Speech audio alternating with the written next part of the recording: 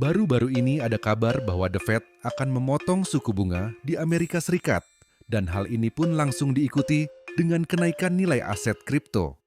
Tapi kok bisa?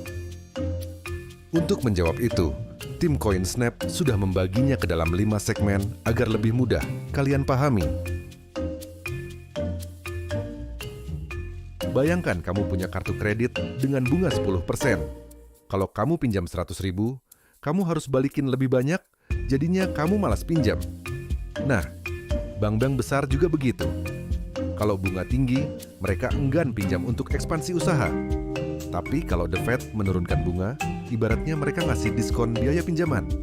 Orang dan perusahaan jadi lebih semangat meminjam dan membelanjakan uangnya. Kita ke bagian kedua.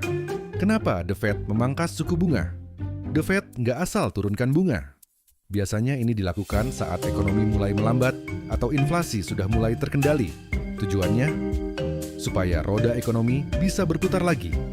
Dengan bunga yang lebih murah, orang lebih mau meminjam dan berinvestasi. Lalu, kenapa keputusan The Fed bisa mempengaruhi ekonomi dunia?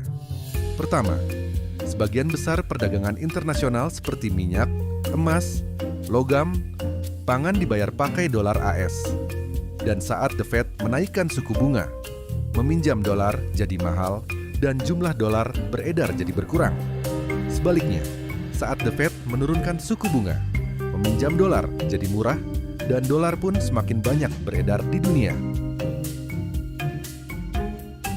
Lalu, apa dampaknya ke aset kripto?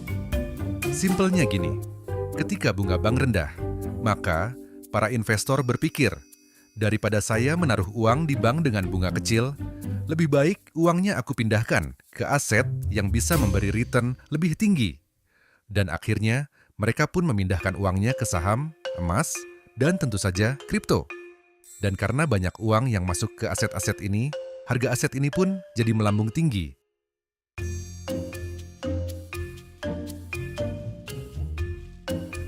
Terakhir, kenapa kripto sangat sensitif terhadap suku bunga? Begini, anggap aja aset kripto adalah sebuah mobil balap.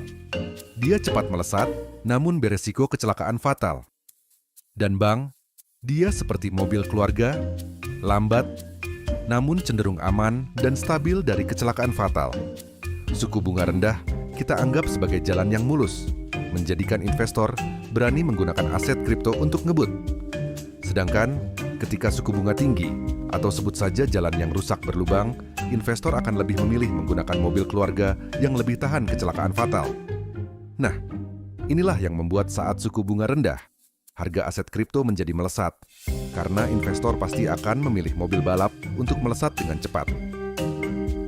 Namun, perlu diingat bahwa sentimen pasar memainkan peran yang cukup besar, terutama di aset kripto.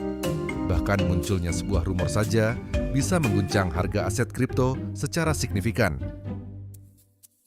Suka dengan video ini? Jangan lupa like, subscribe, dan berikan komentarmu di bawah.